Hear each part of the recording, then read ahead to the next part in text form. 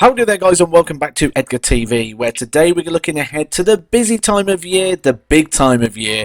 Tour cards will be lost, dreams will be made, and new heroes will come to the forefront over the next 2 months or so. The World Championship, the Grand Slam, and the Players' Championship finals. We don't know the lineup fully yet for the Grand Slam. We don't know fully for the World Championship. 4 places available on the PDPA qualifier. So anyone who tells you a player has lost their tour card so far is incorrectly guided, because that player could still go through that PDPA qualifier and go and get themselves in the World Championship. And the money on the available from the World Championship, big jumps in the prize funds, could see people save their cards at the very last minute. But we're going to look at the Players' Championship finals, the event that is covered over just the Players' Championships, those Pro Tour events. Doesn't include the European Tour or the majors, and no more case in point than the fact we've got 2 of our current major champions not even in this event. The second biggest event on the calendar, the World Match Play, won by Nathan Aspinall. He's a casualty. He will not be here in the top 64. He did opt to miss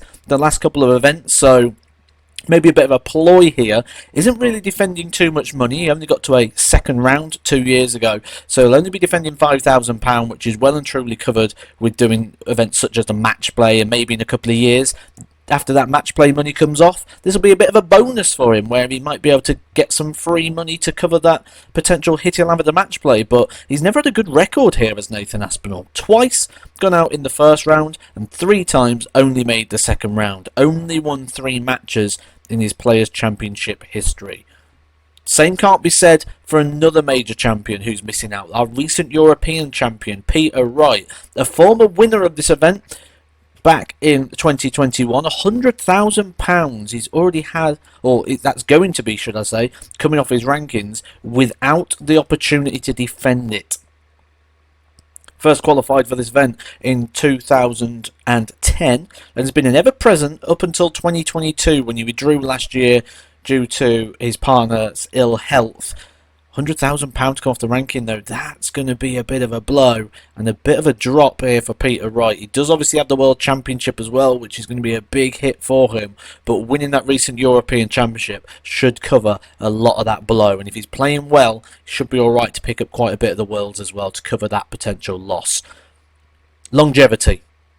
Kevin Painter, Steve Beaton. Not many people have a long career in professional darts. Mervyn King does, which is why I'm surprised to see Mervyn King not make this event. And he needs to do something at the back end of the year in these qualifiers. A 2-time runner-up of the Players' Championship finals. Recent one was in 2020, just 3 years ago, when he lost in the final 11-10 to Gerwyn Price. Scooped £50,000 for that event. 10 years prior to that, reached the final again, losing out to Paul Nicholson, the asset, £24,000 for his runner-up spot in 2010. Did qualify for the event in 2021, so he is going to lose money off his rankings. And so if he doesn't make the Worlds, he could start having a bit of a tricky season next year. He did average 99.98 though in 2021. Lost out 6-4 to Darius Labanauskas, another player who is not in this event but does have his own tour card issues, and they are this year. They are now.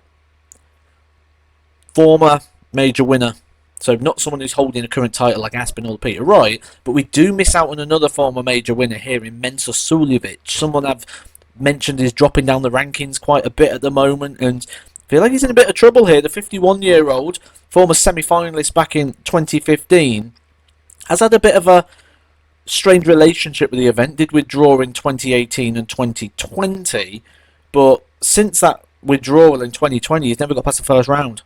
2 first-round defeats back-to-back in 21 and 22 means he's only defending £2,500. So this event's not the event that he's going to worry too much about or is going to cause the danger. It's the ones that are coming up soon. Those qualifiers are going to be vital for these players such as Mervyn King and Mensah Suljovic, or we could start seeing them go down the Ian White road, who needed a huge season, but he found it, didn't he? He's having a great year, is Whitey. So 155 players had potential to have qualified, because that's how many people have picked up ranking money this year, and we're just going to have a little scroll through and have a look at some of the names that are missing out. A lot of these people are here because they've had Challenge Tour invites, such as Scott Mitchell, Conan White at Yellow Class, and they've had call-ups. But Devon Peterson, another bad year, he's played all the Pro Tour events and only picked up £2,225. That means he's only won 3 matches all season. It just a torrid year again for Devon, and he's very likely to be losing that tour card, and probably going to be in a bit of trouble to try and get it back. Luke Peters, another tour card holder, and Louis Williams both down on 4,000. Jacobs Larb not hitting the ground running. A lot of people was hoping to see Thibaut Tricol pick up his tour card. He's ended up picking up more money than Jacobs Larb without having the tour card, but I do think Thibaut Tricol will follow in the footsteps as Larb as the sort of years go on. A couple of players we can see now that are going to be in big danger of losing tour cards. Darren Webster, Joe Mernon, James Wilson, although there's still quite a bit of darts still to be played at the back end of the year. Jeff Smith, another one that's in a bit of danger. That PDPA qualifier is going to be quite loaded this year.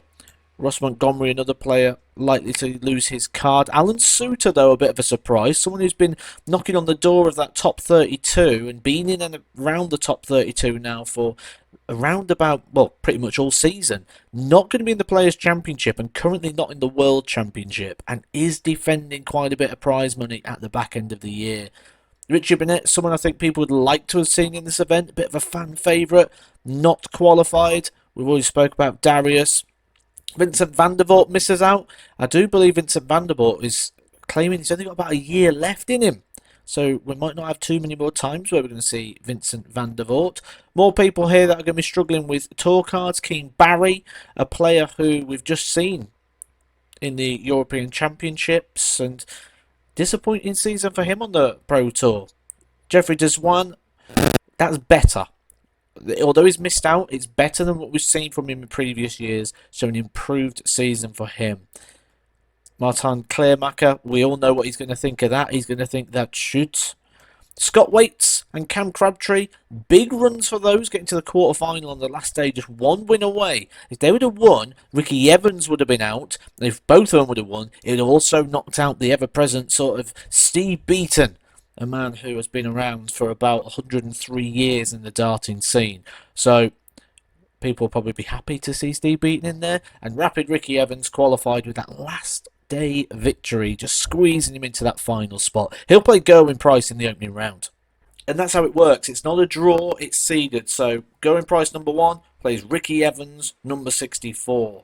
Gary Anderson number 2 plays Steve Beaton number 63. It's on 2 boards. It's at Minehead. It's a great event. Played in it a few times. It's cold.